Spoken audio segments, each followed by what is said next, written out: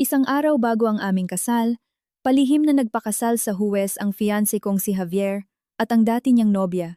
Wala akong kaalam-alam, kinansel ako ang kasal at lumipad pa Geneva para magpakalayo-layo ng isang linggo. Habang naroon biglang na ospital at naging agaw buhay ang lolo ni Javier. Sabi ng mga doktor, ang asawa lang daw ni Javier ang makakagawa ng maselang operasyon na iyon. Tumawag siya sa akin ng 999 na beses. Ngumisi lang ako. Di humingi ka ng tulong sa bago mong asawa. Bisperas ng kasal ko nang matuklasan kong nagpakasal na pala si Javier. At hindi ako ang naging nobya. Nakatambay ako sa fitting room ng isang sikat na hotel sa Makati. Sa likuran ko, nakasabit ang isang mamahaling designer wedding gown. Sa ibabaw ng mesa, nakalatag ang siksik na schedule para sa kasal bukas. Kakasend lang sa akin ng wedding coordinator ng kopya ng mga wedding vows namin para sa huling kumpirmasyon nang biglang nag-vibrate ang cellphone ko. Nagpadala si Bea, ang best friend ko, ng isang litrato. Sa larawan, nakasuot ng itim na polo shirt si Javier, nakatayo sa labas ng City Hall ng Maynila. Sa tabi niya ay si Clara, nakasuot ng puting dress, hawak ang marriage contract, at nakangiti habang namumula ang mga mata na parang kakatapos lang umiyak sa tuwa. Sa sumunod na segundo, tumawag si Bea. Mababa at nagpipigil ng galit ang boses niya. Elena, pinaimbestigahan ko. Totoo yan. Ngayong 3:30 ng hapon, pumirma sila sa Huwes. Tinitigan ko ang litrato ng ilang segundo. Hindi ako umiyak. Hindi ko rin ibinato ang cellphone ko. Pakiramdam ko lang, biglang nanlamig ang mga daliri ko. Bukas na ang kasal namin ni Javier sa Manila Cathedral. 3 taon kaming engaged. Lahat ng tita, tito, at kamag-anak ng mga De Leon ay kilala na ako bilang mapapangasawa niya. May sakit sa puso si Don Alejandro, ang lolo ni Javier. 3 taon akong nag-monitor ng kondisyon niya. Naging head surgeon ako sa mga assessment niya bago ang anumang operasyon. At nasa akin lahat ng medical records niya. Sabi ng pamilya De Leon, kalahating De Leon na raw ako. Sabi rin ni Javier, pagkatapos ng grand church wedding namin, saka na kami pipirma ng marriage contract. Pero heto siya, bisperas ng aming kasal. Nauna nang pumirma ng kontrata sa ibang babae. Nagtatanong pa ang coordinator sa tabi ko, Doc Elena. Bukas po pagpasok ng groom, gusto niyo po ba diretso na sa vows o i-play muna natin yung prenup video? Itinaob ko ang cellphone ko sa ibabaw ng mesa. Huwag na munang baguhin. Ngumiti ang coordinator. Ang swerte niyo po kay Sir Javier. Sabi niya po kasi sa akin, kayo na raw po ang masusunod sa lahat ng detalye. Ngumiti rin ako ng bahagya. Kung mabait ba sa akin si Javier, ibang tao ang laging mas gustong humusga para sa akin. Nakikita nilang nagpapadala siya ng bulaklak sa ospital. Kapag naka-night duty ako, nakita nilang sinuotan niya ako ng kwintas noong birthday ko. Nakita nilang tinatawag akong Elena ni Don Alejandro at akala nila buo na ang pagmamahal na natatanggap ko. Walang nakakaalam na ang bulaklak na iyon ay puting rosas na paborito ni Clara.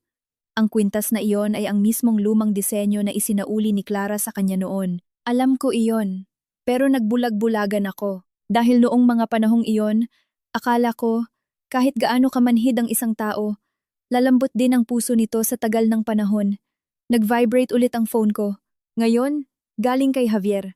Hindi siya tumawag. Isang linya lang ng text ang pinadala niya. Kakarating lang ni Clara galing US.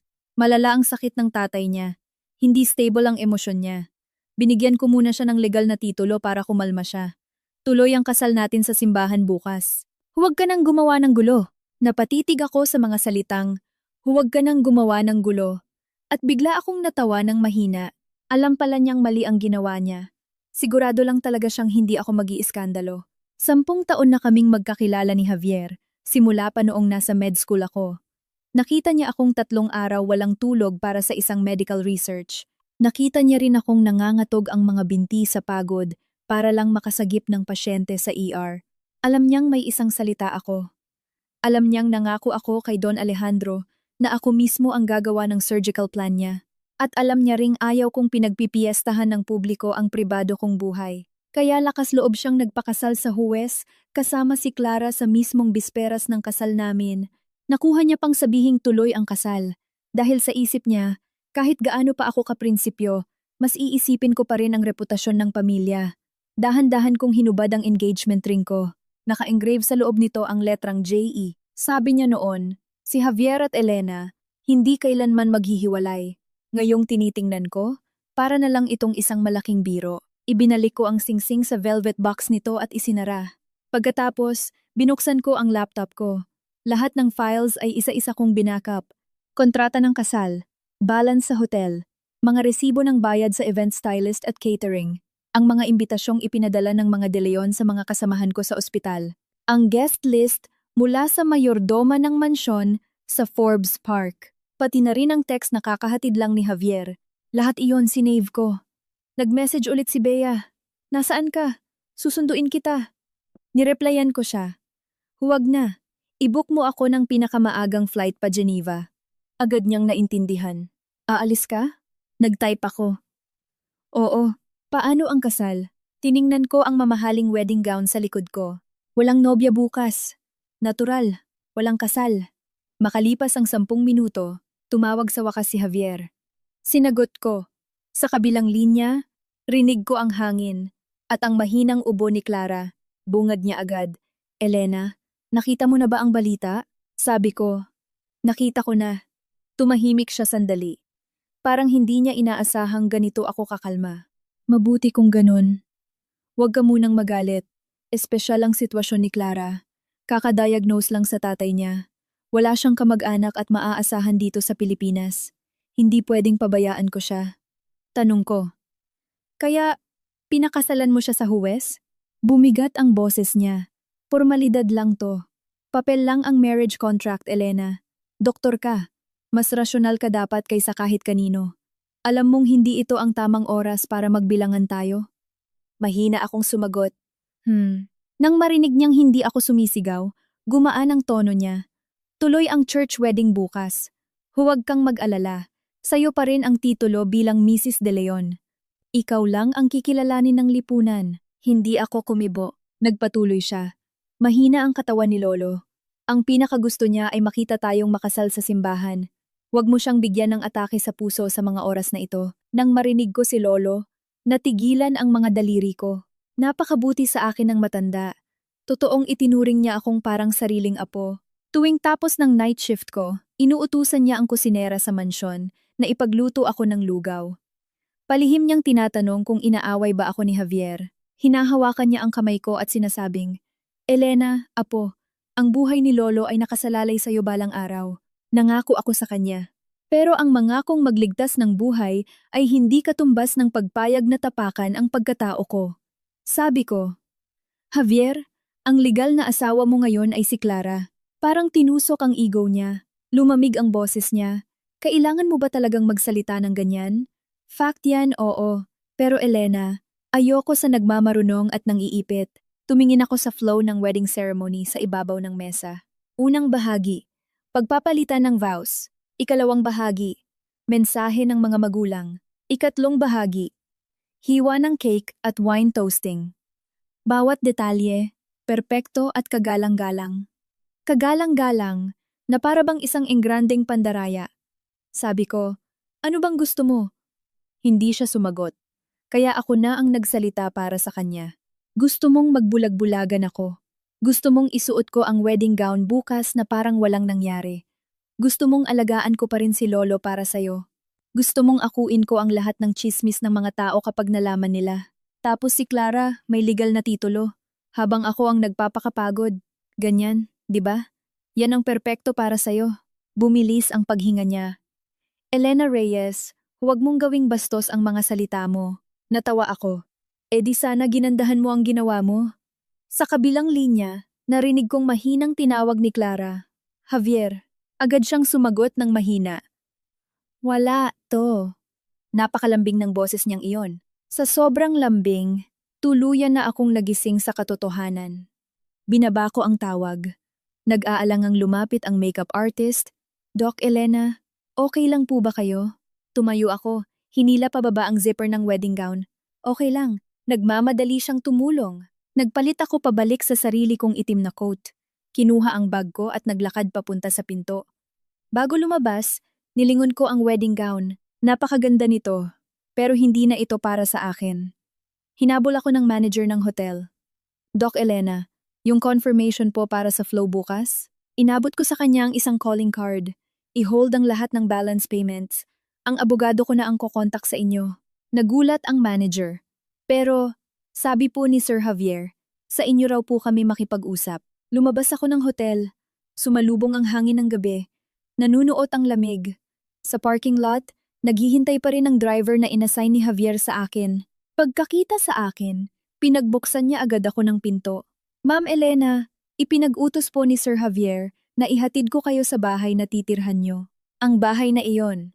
Ako mismo ang pumili ng lahat ng gamit doon. Sofa, dining table, kurtina, pati ang emergency first aid kit sa kwarto na inihanda ko sakaling bumisita si Lolo.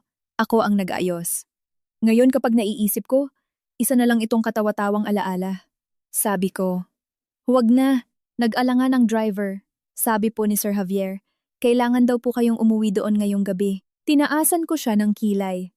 Wala na siyang karapatang utusan ako ngayon. Naiwang nakatayo ang driver. Nagbook ako ng Grab at dumiretso sa NAIA. Habang nasa biyahe, ipinadala ni Bea ang detalye ng ticket. 1:40 ng madaling araw, flight pa Geneva. Pinatay ko ang location sharing ko sa phone. Nag-leave ako sa Viber group ng wedding preparations. Inimute ko ang family group chat ng mga De Leon.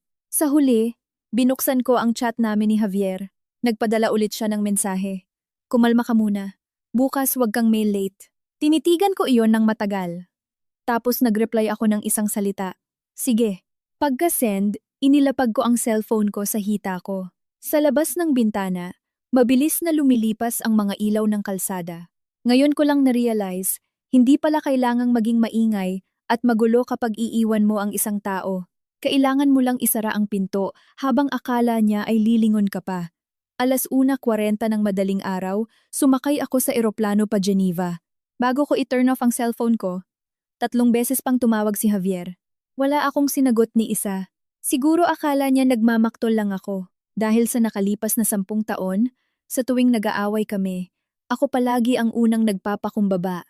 Hindi dahil wala akong paninindigan, kundi dahil lagi kong iniisip na hindi madali ang relasyong umabot sa puntong magpapakasal na kayo. Malamig ang ugali ni Javier, tahimik, at ayaw magpaliwanag ng mga bagay-bagay. Ang dami kong ginawang palusot para sa kanya, na si Clara ang the one that got away noong bata pa siya, na masyadong malaki ang pressure sa kumpanya, kaya nakakaligtaan niya ako, na mahina ang lolo niya, at naipit siya sa gitna. Naintindihan ko silang lahat. Ang sarili ko lang ang hindi ko naintindihan. Nang mag-take off ang eroplano, paliit ng paliit ang mga ilaw ng syudad. Tinitigan ko ang Pilipinas sa ibaba, at bigla kong naalala ang gabi ng engagement namin 3 taon na ang nakarating. Hinawakan ni Lolo ang kamay ko, at inabot sa akin ang isang antigong broadsing esmeralda, emerald brooch, ng pamilya. Sabi niya, Elena, hindi marunong magsalita itong si Javier, pero nakikita ng Lolo na hindi siya mabubuhay nang wala ka. Naniwala ako noon. Ngayon ko lang naintindihan, minsan ang ibig sabihin ng hindi mabubuhay nang wala ka ay hindi pagmamahal. Ang ibig sabihin lang pala ay, napakapakinabangan mo. Nang makalapag ako sa Geneva, umaga na ng araw ng kasal namin sa Pilipinas. Pagkabukas ko ng cellphone, bumuhos ang sandamakmak na mensahe. Sa group chat ng kasal, may nagtatanong, nasaan na ang bride? Sabi ng makeup artist, wala po si Doc Elena sa kwarto. Tutuloy pa ba ang convoy ni Sir Javier? Kalahati na ng mga bisita ang nasa simbahan. Nakasiksik sa gitna ang text ni Javier. Nasaan ka, Elena? Huwag kang magbiro ng ganito. Nasa simbahan na si Lolo. Gusto mo ba siyang ipahiya? Hindi ako nag-reply. Nagpadala si Bea ng video. Sa video, napaka-engrande ng ayos ng Manila Cathedral. Puno ng puting rosas ang magkabilang gilid ng aisle. Sa unahan, naka-display ang prenup photo namin ni Javier. Ang litratong iyon, kuha pa noong 1 taon. Nakasuot ako ng puting dress, nakatayo siya sa tabi ko, nakapatong ang kamay sa balikat ko. Pilit siyang pinapangiti ng photographer noon, pero hindi siya makangiti. Sa huli, sabi ko, sige na, ganyan na lang. Kaya sa malaking screen ng kasal namin, walang pagmamahal sa mata niya, pagsunod lang. Sa video, nagbubulungan ang mga bisita. Nakatayo si Javier sa altar, maitim ang mukha. Nakaupo si Don Alejandro sa unahang pew, may patong na dark coat, at nasa tabi niya ang kahon ng maintenance meds niya. Halatang hindi niya pa alam ang nangyayari. Panay ang lingon niya sa pintuan ng simbahan. Sumikip ng bahagya ang dibdib ko. Hindi dahil kay Javier, dahil sa matanda. May utang na loob ako sa kanya. 3 taon na ang nakakaraan. Nang una akong pumasok bilang surgeon sa De Leon Medical Center, marami ang kumuwestiyon sa kakayahan ko dahil masyado pa raw akong bata. Si Lolo ang nagdesisyon na ako ang humawak sa kaso niya. Sabi niya, ang tinitingnan sa doktor ay ang galing, hindi ang edad. Dahil doon, mabilis akong na-promote bilang head surgeon. Sa bawat check-up niya, ako lang ang gusto niyang magbasa ng test results niya. Sobrang nagpapasalamat ako sa kanya. Pero ang pasasalamat ay hindi pwedeng maging lubid para igapos ako. Nag-message ulit si Bea, ginamitan ni Javier ng PR para i-cover up. Sabi niya, na-delay daw ang flight mo kaya na-postpone ang kasal. Nag-reply ako, gusto niya pang ituloy? Nagpapunta siya ng tao sa bahay niyo, pati sa kondo mo, para hanapin ka. Napangisi ako. Na-realize na rin siguro niyang hindi ako nagkukulong lang sa kwarto at nag-aantay na suyuin niya. Makalipas ang kalahating oras, tumawag si Javier. Ngayon, sinagot ko na. Nagpipigil ng galit ang boses niya. Nasa abroad ka. Oh, sino nagbigay sa'yo ng karapatang umalis? Nakatayo ako sa harap ng floor-to-ceiling window ng hotel ko sa Geneva. Pinagmamasdan ang mga naglalakad sa kalsada. Ako mismo. Elena Reyes. Alam mo ba kung anong araw ngayon? Alam ko. Tapos umalis ka? Sabi ko. Kasal na ang groom. Anong gagawin ko dyan? Maging abay niyo ng asawa mo? Natahimik sa kabilang linya. Nagngit-ngit ang mga ngipin niya. Sinabi ko na sa'yo, emergency lang ang kay Clara. Di dalhin mo ang emergency mo sa altar ng simbahan. Elena, tuluyan na siyang sumabog. Dati, kapag sinisigawan niya ako ng ganyan, tumitiklop na ako kasi takot akong magalit siya. Takot akong sabihin niyang wala akong unawa. Takot akong masira ang napakahabang relasyon namin dahil lang sa isang away. Ngayon, naiingayan na lang ako sa kanya. Sabi ko, Javier, i-cancel mo na ang kasal. Napangisi siya ng malamig. Akala mo ba ikaw lang ang pwedeng mag-cancel ng kasal na to? Pinahold ko na ang kontrata sa hotel, ang bayad sa coordinator, ang abogado ko na ang kakausap sa inyo. Sa imbitasyon, pangalan ko ang nakasulat. Kapag hindi ako sumipot, hindi matutuloy yan. Bina-blackmail mo ba ako? Inu-update lang kita. Bumigat ang paghinga niya. Ano bang gusto mong mangyari? Narinig kong may mahinang nagtanong sa tabi niya. Javier, nakausap mo na ba si Elena? Si Clara. Nasa mismong simbahan din pala siya. Natawa ako. Sakto pala na nandyan si Clara. Pwede niyo nang ituloy ang reception niyo? Biglang nanlamig ang boses ni Javier. Huwag mo siyang idamay dito. Hindi ba asawa mo siya? Javier, pwede bang wag kang maging ganyang kaimpokrito? Hindi. Pinatay ko ang tawag. Ngayon, ako na ang unang nagbaba ng telepono. Pagsapit ng hapon sa Pilipinas, hindi na napigilan ang balita. Kasal sa cathedral, hindi dumating ang bride. Nagpalabas ng statement ang mga De Leon na masama raw ang pakiramdam ko. Pero may mga bisitang nakakita kay Clara na palihim na pumasok sa side door ng simbahan. May nakahalungkat din ng litrato nila ni Javier sa City Hall. Sumabog ang group chat ng pamilya at ng ospital. May mga nag-PM sa akin. Elena, anong nangyari? Wala akong ipinaliwanag.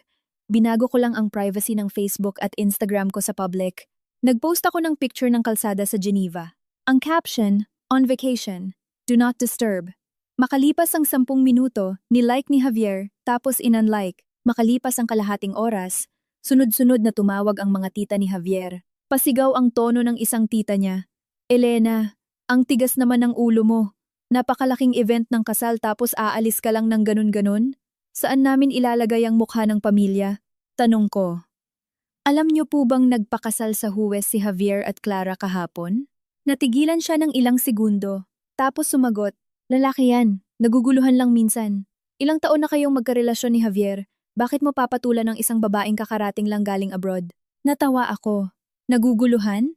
Naguguluhan pero kabisado ang papunta sa City Hall? Nahiya at nagalit ang tita. Huwag kang ang mamiloso po. Inatake sa puso si Lolo dahil sa ginawa mo. Kung may konsensya ka, umuwi ka agad at humingi ng tawad. Naging malamig ang boses ko. Kung bakit siya inatake, mas mabuting itanong niyo sa pamangkin ninyo. Ibinaba ko ang tawag. Pagkatapos, blinok ko ang buong angkan ng mga De Leon. Tumaob ang mundo nila. Pero sa akin, ang tahimik. Kinagabihan, dumalo ako sa isang nakatakdang medical conference na talagang nakaschedule. Dapat matagal na akong kasali rito. Pero pinapospone ko dahil sa kasal. Ngayong wala ng kasal, sakto, hindi masayang ang slot ko. Sa loob ng hall, nakinig ako sa isang foreign professor tungkol sa komplikadong aortic dissection surgery updates. Puno ang notebook ko ng notes. Ayokong sirain ng isang palpak na relasyon ang propesyonal na karera ko. Pero pagkatapos ng conference, matagal akong nakatayo sa harap ng salamin sa restroom. Medyo namumutla ako. Naghilamos ako ng malamig na tubig at sinabi sa sarili ko, Elena Reyes, huwag kang lilingon. Kinabukasan, nag-send ulit ng picture si Bea. Sa hapagkainan ng Forbes Park Mansion, nakaupo si Clara sa upuang madalas kong inuupuan dati. Naka-beige dress siya, nakalugay ang buhok. Sa tabi niya, ipinaghahanda siya ni Javier ng pagkain. Ang litrato ay palihim na kinuha ng isa sa mga pinsan ni Javier. Maikli lang ang caption. Ang bagong Mrs. De Leon, opisyal nang umupo. Tiningnan ko ito sandali at in-exit. Mabuti naman. Nabakante na ang upuan. May uupo at uupo diyan. Pero sana tandaan nila, madaling palitan ng pwesto, pero hindi ang responsibilidad. Noong araw na unang tumuntong si Clara sa mansyon ng mga De Leon, nakaputing dress siya. Nang isend sa akin ni Bea ang litrato, may pahabol pa siyang mensahe. Ang galing din niyang pumili ng timing ano? Kaka-cancel lang ng kasal. Naghahanap ng panakip-butas ang mga De Leon, tapos papasok siya bilang legal na asawa. Tamang-tama para makalusot si Javier sa mga chismis na may iba palang plano ang pamilya. Tinitigan ko ang mukha ni Clara sa litrato. Mas bata siya sa akin ng 2 taon. Mukhang mahinhin, bahagyang nakababa ang dulo ng mga mata. Kapag nagsasalita, laging parang inaapi. Sabi ni Javier dati, kulang lang daw si Clara sa sense of security. Noon, naawa pa ako sa kanya. Napilitang mag-abroad ng bata pa. Malubha ang sakit ng tatay. Hindi nga madali. Ngayon ko lang naintindihan. Ang kawalan niya ng sense of security ay kalkuladong-kalkulado. Kalkulado na magpakasal the day before the wedding. Kalkulado na hindi siya matitiis ni Javier. Kalkulado na ako, si Elena, ay magpaparaya dahil sa konsensya ko. Kaso, may isang bagay siyang maling nakalkula. Wala na akong balak maging martir. Nang gabing iyon, nag-message ulit si Javier. Nagtatanong si Lolo kung nasaan ka. Hindi ako nag-reply. Nag-message ulit siya. Mahina ang katawan niya. Magpaalam ka man lang sana. Hindi pa rin ako nag-reply. Ilang minuto ang lumipas, tumawag si Don Alejandro via video call. Tinitigan ko ang pangalan niya sa screen. Huminto ang mga daliri ko, pero sa huli, sinagot ko rin. Nasa library si Lolo, mas maputla siya kay Sarati. May nakabalabal na kumot sa balikat niya. Pagkakita sa akin, ngumiti siya. Apo, nag-e-enjoy ka ba diyan? Sumikip ang lalamunan ko. Lolo, kumaway siya. Huwag kang makinig sa mga sinasabi nila. Napagod ka sa trabaho. Tama lang na magliwaliw ka muna. Nang makita ko ang pagod sa mga mata niya, bigla kong naisip na baka alam na niya ang nangyari. Pero hindi siya nagtanong. Binigyan niya ako ng dangal para hindi ko na kailangang magpaliwanag, kaya hindi ko rin pwedeng ibunyag ang lahat ng baho ng pamilya nila habang may sakit siya. Sabi ko, iniinom niyo po ba ang gamot niyo sa tamang oras? Tumawa siya. Umiinom. Yung listahan na ginawa mo, ipinadikit ko sa mayordoma sa pader. 3 beses isang araw. Sino ang maglalakas loob na makalimot? Napangiti rin ako. Tumahimik siya ng ilang segundo. Tapos biglang nagtanong, Elena, babalik ka pa ba? Napakabagal at napakahina ng boses niya. Hindi parang lolo na nagtatanong sa apo, kundi isang matandang takot maiwanan. Sumakit ang dibdib ko. Lolo, babalik po ako sa Pilipinas, pero hindi pa ngayon. Tiningnan niya ako. May ginawa bang mali si Javier? Hindi ako sumagot agad. Bumuntong hininga si Lolo. Katulad din siya ng tatay niya. Nung kabataan niya, akala niya pwedeng makuha ang lahat. Kapag nawala na, doon lang niya maiintindihan na walang madali sa mundong ito. Hinawakan ko ng mahigpit ang phone. Lolo, magpagaling po kayo. Tumango siya. Ikaw rin. Huwag mong aapihin ang sarili mo. Pagkababa ng tawag, matagal akong nakaupo sa hotel room ko. Umuulan sa labas. Bigla kong naalala ang gabi ng engagement namin. Nang palihim na iabot sa akin ni Lolo ang isang susi. Sabi niya, susi to ng library sa mansyon. Kung sakaling saktan ka ni Javier, pumunta ka sa akin. Ako ang magtatanggol sa'yo. Itinago ko ang susi na iyon. Hanggang ngayon, nasa loob ito ng bag ko.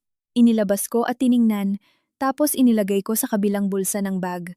May mga utang na loob na kikilalanin ko, pero hindi ko nababayaran gamit ang pagpapakasal ko.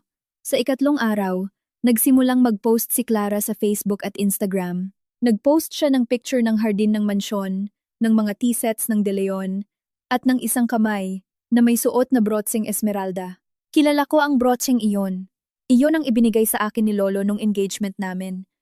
O Mama no Javier, masyadong mahal ang alahas, kaya baka maiwala ko sa ospital, kaya itinago niya muna sa vault ng mga De Leon. Ngayon, suot-suot na ni Clara. Ang caption niya, nakakataba ng puso kapag pinapahalagahan ka ng mga nakatatanda. Sa sobrang galit, tumawag agad si Bea. Ang kapal ng mukha niya. Bigay sa'yo yan ni Lolo ah. Ako naman, napakakalma ko lang. Ni-screenshot ko at sinave. Sinave mo! Hindi mo man lang aawayin? Walang silbi kung aawayin ko siya. Hahayaan mo na lang siyang ipagmalaki yan? Isinara ko ang laptop ko. Hayaan mong magsaya siya. Mas mataas ang lipad. Mas masakit ang bagsak. Natahimik si Bea. Gets ko. Ako nang bahala mag-ipon ng ebidensya. Pati yung mga prenup photos na pinost ng mga De Leon na ginamit ang pangalan ko, isave mo rin. Na-save ko na. Ipinagpatuloy ko ang pag-attend sa conference. Sa umaga nakikinig ako sa lectures. Sa gabi gumagawa ako ng case studies. Ang surgical plan ni Don Alejandro, bitbit ko sa isang encrypted hard drive. Dapat, isang buwan pagkatapos ng kasal, isasagawa na ang elective surgery niya. Hindi siya emergency kundi planadong operasyon. Isang taon kong pinaghandaan ang operasyon na ito. Komplikado ang kondisyon niya, nasa mahirap na posisyon ang aortic aneurysm at may kasama pang coronary heart disease. Hindi naman sa walang ibang makakagawa sa Pilipinas, pero ako lang ang bukod-tanging nakakaalam ng kumpletong medical history niya at ang lahat ng risk factors. Nangako akong ako mismo ang gagawa nito pagkatapos ng kasal. Ngayon, nag-iba na ang sitwasyon. Hindi ko isusugal ang buhay ng pasyente dahil lang nagagalit ako. Pero hindi na rin ako magpapaalila sa mga De Leon bilang biyenan o apo. Malinaw sa akin ang pagkakaiba ng dalawang iyon. Pang-apat na araw, nag-send ng email si Javier. Ang subject, tama na ang pag-iinarte. Mas katawa-tawa ang laman. Sabi niya, malaki ang epekto sa dalawang pamilya ng pag-cancel ng kasal. Kaya kailangan kong umuwi agad para sabihin sa mga bisita na napostpone lang ang kasal dahil sa health reasons ko. Sabi niya rin, hindi maaapektuhan ni Clara ang pwesto ko. Ang huling linya, si Lolo ang pinakanagitiwala sa'yo. Huwag mo siyang biguin. Print ko ang email as PDF at sinabi. Pagkatapos, nireplyan ko, ayusin mo muna ang legal na kasal mo. Saka na tayo mag-usap. Pagkalipas ng 5 minuto, tumawag siya.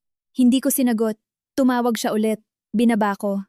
Sa pang-17 tawag. Blinok ko na ang number niya. Tumahimik ulit ang mundo ko. Pero tumagal lang ang katahimikan ng 2 araw. Sa ika-7 araw, madaling araw, ginising ako ng tawag mula sa isang unknown number. Galing sa ER ng De Leon Medical Center. Napakabilis magsalita ng nasa kabilang linya.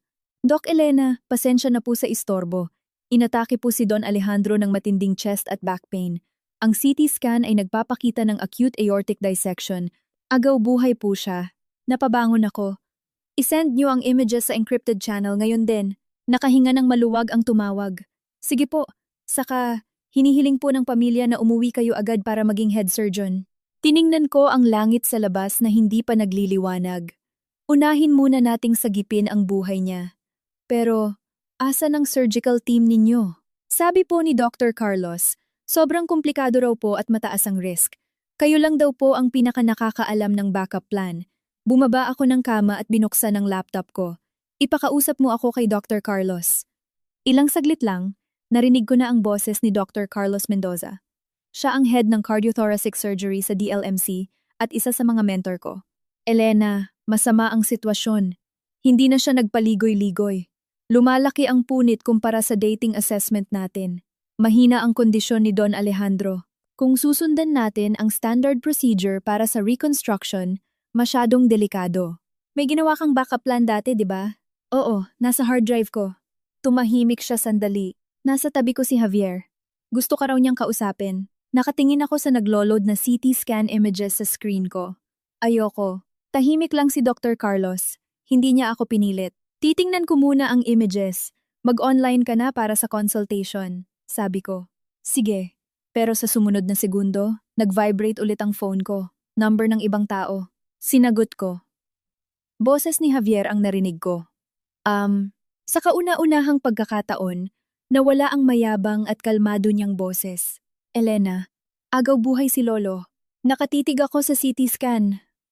Alam ko, umuwi ka na. Hindi ito pakiusap, kundi utos. Bigla akong natawa.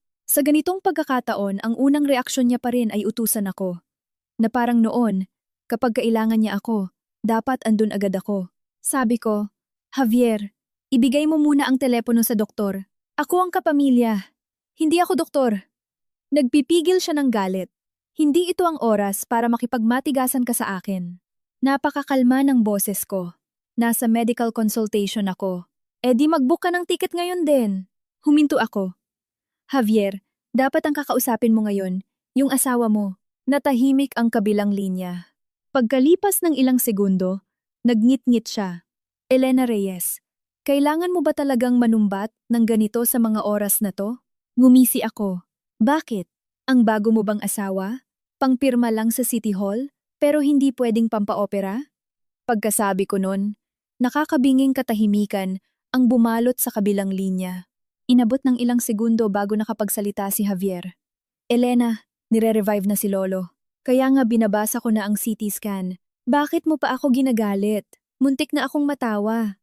Nagpakasal siya sa iba. Gusto niyang magpanggap akong bride sa araw ng kasal. Binaliwala niya lahat ng sakripisyo ko. Tapos ngayon agaw buhay ang lolo niya. Siya pa rin ang may ganang magalit at masaktan. Hindi kita ginagalit, sabi ko. Pinaalalahanan lang kita sa katotohanan.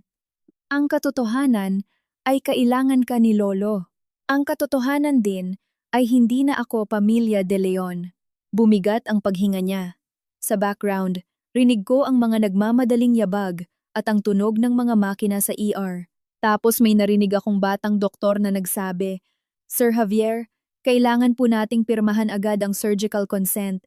Sabi ni Dr. Carlos, kailangan po ninyong intindihin ang plano at risk ni Doc Elena.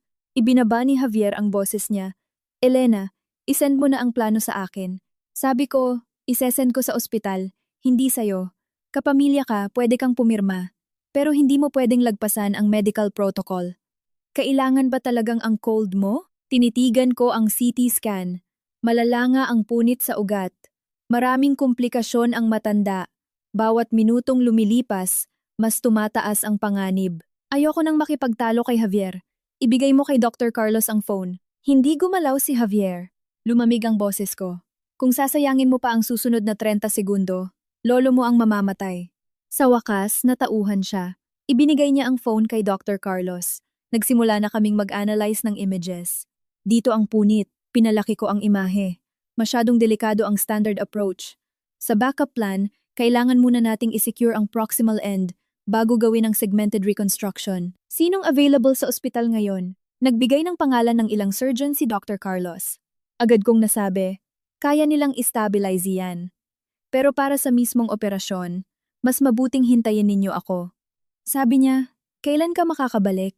Hahanap ako ng pinakamaagang flight. Papatawagin ko ang aviation medical channel natin.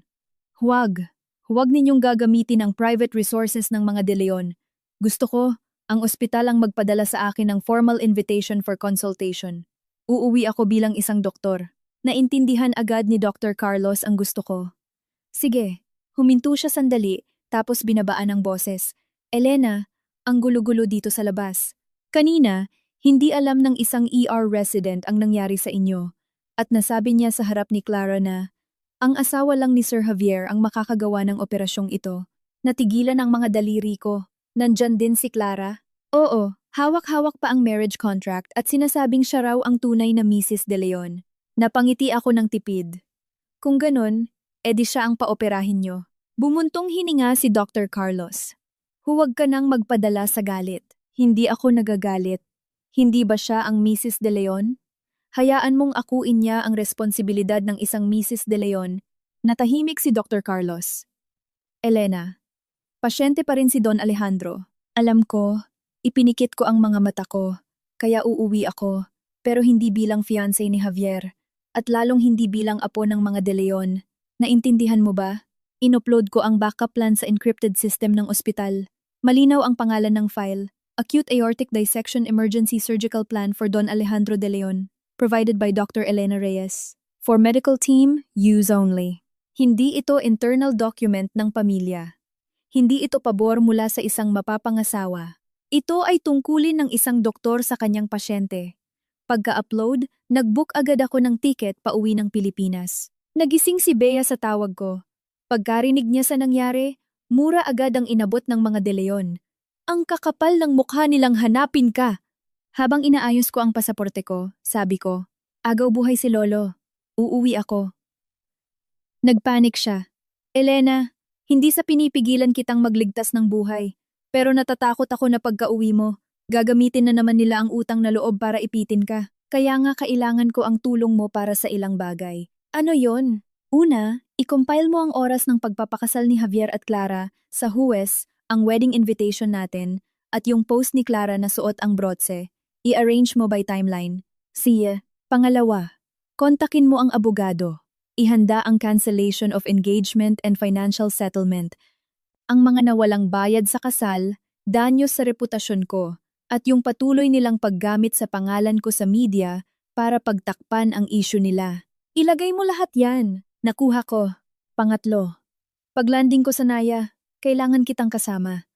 Huwag mong hahayaang may lumapit sa akin kahit na sinong De Leon nang walang kasama. Kumalma ang boses ni Bea. Akong bahala. Bago ibaba ang tawag, nagtanong siya, kaya mo pa bang maging kalmado sa loob ng operating room? Isinara ko ang maleta ko. Kaya ko. Ang pinakabasic na skill ng isang doktor ay iwanan ang personal na emosyon sa labas ng OR. Pero yung mga atraso nila sa akin sa labas ng OR, paniningilin ko sila isa-isa. Sa flight pa uwi ng Pilipinas, hindi ako natulog. Paulit-ulit kong binasa ang kaso ni Lolo at nirebisa ang emergency protocols sakaling magkaproblema sa surgery. Walang tigil sa pagtawag si Javier. Unknown numbers, number ng assistant niya, number ng mga kamag-anak sunod-sunod. Pinindot ko ang reject sa lahat. Bago lumapag ang eroplano, may 999 missed calls na ako. Nang lumabas ang numerong iyon sa screen, tinitigan ko ng 2 segundo. 999 na tawag. Sa wakas, nataranta na rin siya. Pero ang kinakataranta niya ay ang buhay ng lolo niya, ang reputasyon ng pamilya, at ang pagkawala ng pinakakapakipakinabang na tao sa kanya. Hindi ako mismo. Paglapag ng eroplano, binuksan ko ang phone ko at sakto namang pumasok ang 1,000 na tawag ni Javier. Sinagot ko. Paos ang boses niya. Nasaan ka? Naya, susunduin kita. Huwag na, Elena. Huwag ka nang gumawa ng gulo ngayon. Tumigil ako sa paglalakad. Maraming tao sa arrival area ng airport. Hila-hila ko ang maleta ko. Mahina ang boses ko. Javier, parang hindi mo pa rin naiintindihan. Umuwi ako dahil kailangan ng pasyente ang doktor niya. Hindi dahil kailangan mo ng mapapangasawa. Nahinto ang paghinga niya. Nagpatuloy ako. Mula ngayon, lahat ng komunikasyon ay dadaan sa ospital. Subukan mo akong utusan bilang kapamilya. Puputulin ko agad ang lahat ng ugnayan sa inyo. Elena, tuluyan nang lumambot ang boses niya. Hinahanap ka ni Lolo. Humigpit ang hawak ko sa cellphone. Pero hindi ako nagpatinag.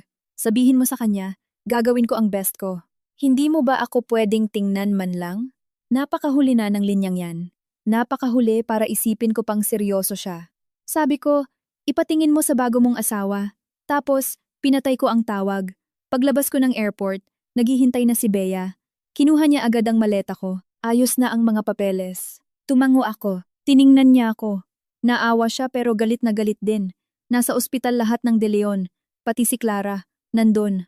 Nag-post pa nga siya sa FB kanina. Sasamahan daw niya si Javier sa pagsubok na ito. Sumakay ako sa kotse. Hayaan mo siyang mag-post. Hindi ka naiinis? Tumingin ako sa bintana. Kung mas mataas ang pwesto niya, mas makikita ng lahat kung karapat-dapat ba siyang nandun. Diretso kami sa ospital. Nagpalit agad ako ng puting lab coat. Bago ako pumasok sa consultation room, nakatayo si Javier sa dulo ng hallway. 1 linggo kaming hindi nagkita. Mas pumayat siya. Nang makita niya ako, biglang namula ang mga mata niya. Elena. Humakbang siya palapit. Tumigil ako at itinaas ang kamay ko para pigilan siya. Sir, doon lang po ang pamilya sa waiting area. Biglang namutla ang mukha niya. Dumaan ako sa gilid niya. Sa hindi kalayuan, nakatayo si Clara. Hawak-hawak pa rin niya yung marriage contract na parang yun na lang ang nag-iisang alas niya. Tiningnan ko siya. Tiningnan niya rin ako. May halong takot at inggit sa mga mata niya. Hindi ko siya pinansin. Bago sumara ang pinto ng consultation room, narinig ko ang bulungan sa labas. Bumalik talaga siya, ibinaba ko ang tingin ko at isinuot ang face mask. Oo, bumalik ako. Pero hindi para ayusin ang basag naming relasyon. Bumalik ako para tapusin ang obligasyon ko sa pasyente at para bawiin ang hustisyang nararapat sa akin. Sa loob ng consultation room, mabigat ang tensyon. Pinakita ni Dr. Carlos ang latest CT scan sa monitor. Nakaupo ang mga department heads sa paligid. Walang nagboluntaryong magsalita ng walang kwenta. Hinubad ko ang coat ko at tumayo sa harap ng screen. Lumalaki ang punit. Hindi na pwedeng i-delay. Susundan natin yung backup plan na in-upload ko kagabi. Pero magdagdag tayo ng cardiopulmonary bypass na reserba. Kumunot ang noo ng head ng anesthesiology. Masyadong mahina ang baga at puso ni Don Alejandro. Hindi niya kakayanin kapag matagal. Kaya hindi natin pwedeng sundin ang normal sequence ng reconstruction. Kumuha ako ng whiteboard marker at iginuhit ang dadaanan namin sa board. Secure muna ang proximal end, tapos ang distal end. Ang gitna, hindi pwedeng batakin. Masyadong manipis at marupok ang ugat. Tumango si Dr. Carlos. Pareho kami ng assessment. Napansin ko ang tingin ng ilang batang doktor sa akin. Alam ko kung anong iniisip nila. Pasyente ang lolo ng mga De Leon, ang muntikan ko ng maging pamilya. Nagpakasal si Javier sa iba, pero heto ako, bumalik para mag-opera. Kung chismis ang pag-uusapan, sapat na to para sumikat. Pero walang naglakas loob na magsalita. Dahil sa loob ng operating room, walang kwenta ang chismis. Buhay ang pinakamahalaga. Pagkatapos ng meeting, sabi ni Dr. Carlos, kailangan ng pre-op briefing sa pamilya. Ikaw ba o ako? Sabi ko, sabay tayo. Tiningnan niya ako. Sure ka? Sure. Hindi ako takot makita si Javier. Ayoko lang na gamitin niya ang personal connection namin para ibaba ako sa putik. Kapag ganitong mga pagkakataon, mas lalong dapat malinaw ang boundaries. Sa loob ng conference room ng pamilya, punong-puno ng mga De Leon. Nakatayo si Javier sa unahan. Nakaupo si Clara sa tabi niya, namumula ang mata at hawak pa rin ang marriage contract. Parang takot na takot siyang walang makapansin na asawa na siya. Nang pumasok ako, biglang tumahimik ang lahat. Tumadyo agad si Javier. Elena, hindi ko siya tiningnan. Inilapag ko ang medical chart sa mesa. Agaw buhay po ang pasyente. Ipapaliwanag po namin ni Dr. Carlos ang mga risks ng operasyon. Gumagalaw ang labi ni Javier, pero inunahan siya ni Clara. Doc Elena, inihahabilin na po namin si Lolo sa inyo. Sinasadya niyang tawagin akong Doc Elena para ipaalala sa akin na siya ang nasa family side at ako ay doktor lang. Tumango ako. Mrs. Villanueva, dahil ikaw ang legal na asawa ni Mr. De Leon, pwede kang makinig. Nanigas ang mukha niya. Nagkatinginan ang mga tita ni Javier. Ang salitang legal na asawa mula sa bibig ko, mas nakakasakit pa kaysa anumang sumbat. Nagsimula akong magpaliwanag tungkol sa risks, matinding pagdurugo, unstable circulation, brain damage risk, at post-op infections. Bawat isa, nakamamatay. Habang nakikinig, lalong namumutla si Clara. Sa huli, hindi niya napigilang sumingit. Kailangan po bang ganyang nakakatakot ang mga salita? Tinitigan ko siya. Pre-op briefing ito, hindi wedding vows. Agad na namula ang mga mata niya. Nag-aalala lang naman po ako kay Lolo. Kung nag-aalala ka, makinig ka hanggang dulo, sabi ko. Kumunot ang noo ni Javier. Elena, hindi doktor si Clara. Huwag mong ganyanin ang tono mo. Ibinaba ko ang ballpen ko. Sir Javier, ako ang head surgeon ninyo ngayon. Kung hindi kayang tanggapin ng kapamilya ang professional communication, pwede kayong lumabas at kumalma muna. Nabilawkan si Javier. Lalong tumahimik sa loob ng kwarto. Natapos ko ang lahat ng risks at inilapag ang consent form. Kailangan ng pirma ng immediate family. Nandito ba ang tatay ni Sir Javier? Agad na lumapit ang tatay ni Javier. Mabigat ang mukha niya at nanginginig ang mga kamay. Pero biglang pinigilan ni Clara ang papel. Kapamilya rin po ako, pwede ba akong pumirma? Pagkasabi niya nun, nag-iba ang mukha ng mga De Leon. Buhay pa ang anak ng lolo? Anong karapatan ng kakatapak pa lang na apo sa tuhod na asawa na umagaw sa pagpirma? Tiningnan ko siya. Sa batas, asawa ka ni Javier. Pero hindi ikaw ang first-in-line medical proxy ni Don Alejandro. Maliban kung may authorization ka mula sa mga anak niya, hindi mo sila pwedeng lagpasan. Naiwang nakabitin sa ere ang kamay ni Clara. Bumulong si Javier. Clara, huwag ka nang gumulo. Napahiya si Clara. Ibinaba ko ang tingin ko. Akala niya yata ang marriage contract ay isang master key, pero hindi ito ospital. Ang pagiging Mrs. De Leon ay hindi sapat para makapag-utos siya. Pagkatapos ng pirmahan, naglakad na ako paalis. Biglang sumunod si Javier at hinarang ako sa hallway. Elena, mag-usap tayo. Umiwas ako, pero hinawakan niya ang pulso ko. Tumigil ako at tiningnan ang kamay niya. Bitawan mo ako. Hindi niya bininitawan. Alam kong galit ka. Pero sa sitwasyon ngayon ni Lolo, pwede bang isantabi muna natin ang problema natin? Tiningnan ko siya ng diretsyo. Problema namin? Pulang-pula ang mga mata niya. Ang pagpirma namin ni Clara. Mali ang ginawa ko. Pero hindi ko inisip na iiwan kita. Natawa ako nang malakas sa narinig ko. Nakakapagsalita pa rin siya ng ganyan? Nagpakasal ka, pero gusto mo pa rin ako? Hindi yun ganon. Ang marriage contract. Anong tingin mo sa marriage contract? Papel lang sa tindahan? Nataranta siya. Malubha ang sakit ng tatay niya. Pagka-uwi niya ng Pilipinas, sobrang broken niya. Sabi niya, kung iiwan ko rin siya, baka hindi na siya mabuhay. Gusto ko lang siyang tulungan. Tulungan hanggang City Hall. Elena, pwede bang huwag kang ganyan katalim magsalita? Binawi ko ang kamay ko. Javier, alam mo ba kung anong pinaka-nakadidiri sa'yo? Natigilan siya. Tuwing sasaktan mo ako, lagi kang naghahanap ng dahilan para magmukhang mabait ang intensyon mo. Humakbang ako palapit sa kanya at tinitigan siya sa mata. Kawawa si Clara, kaya nagpakasal ka sa Huwes. Agaw buhay si Lolo, kaya kailangan kong umuwi. Bawal mapahiya ang mga De Leon, kaya dapat tuloy ang kasal. Inilagay mo ang lahat sa unahan ko, tapos hiningi mong maging maintindihin ako. Gumuhit ang lalamunan niya. Hindi, ganyan ka. Namutla siya. Nakita kami ni Clara mula sa malayo. Narinig niya ang huling sinabi ko. Mabilis siyang lumapit. Doc Elena, ako na po ang sisihin ninyo. Huwag niyo na pong idamay si Javier. Ako po ang may kasalanan. Masyado lang akong natakot. Tiningnan ko siya. Napakabilis bumagsak ng mga luha niya. Gusto ko lang po magkaroon ng pamilya. Eddie, happy wedding, sabi ko. Nanigas ang mukha niya. Nagpatuloy ako, dahil may pamilya ka na, alagaan mo ang asawa mo. Huwag mo siyang hayaang guluhin ang ex-fiancé niya. Muntik nang mabura ang pakawawalok ni Clara. Bumulong si Javier. Elena, kailangan ba talaga maging ganito? Hindi ko siya pinansin at pumasok na sa scrub room. Sa likuran ko, narinig kong umiiyak si Clara. Javier, sana hindi na lang ako pumunta. Hindi agad sumagot si Javier. Kung dati, agad siyang yayakapin at aamuhin nito. Ngayon, nanatili siyang tahimik. Alam kong may bitak na ang relasyon nila, pero hindi pa iyon sapat. Bago mag-umpisa ang surgery, inabutan ako ni Dr. Carlos ng isang papel, galing sa legal team ng ospital. Confirmation na umuwi ka dahil in-invite ka officially ng De Leon Medical Center at walang kinalaman ang private connection mo sa pamilya. Pirmahan ko ito. Bumulong ang isang nurse sa tabi ko, Doc Elena. Ang daming reporters sa labas. May nagpakalat daw po na future Mrs. De Leon kayo kaya kayo umuwi para sagipin si Don Alejandro.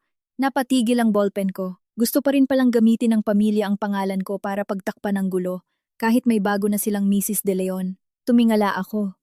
Sinong naglaik ng balita? Umiling ang nurse.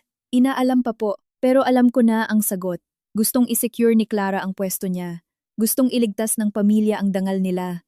At si Javier ayaw pakawalan pareho. Kaya ang pinakamagandang gawin nila ay gawing malabo ang estado ko sa publiko. Kinuha ko ang cellphone ko at nag-post ng isang public statement. Ako po si Dr. Elena Reyes. Ang pag-uwi ko po sa Pilipinas ay bilang tugon sa formal na imbitasyon ng De Leon Medical Center. Pasyente ko po si Don Alejandro. Kasalukuyan, wala po akong anumang ugnayan, marital o engagement man, kay Ginoong Javier De Leon. Pakiusap na huwag pong magpakalat ng maling impormasyon at maling titulo patungkol sa akin.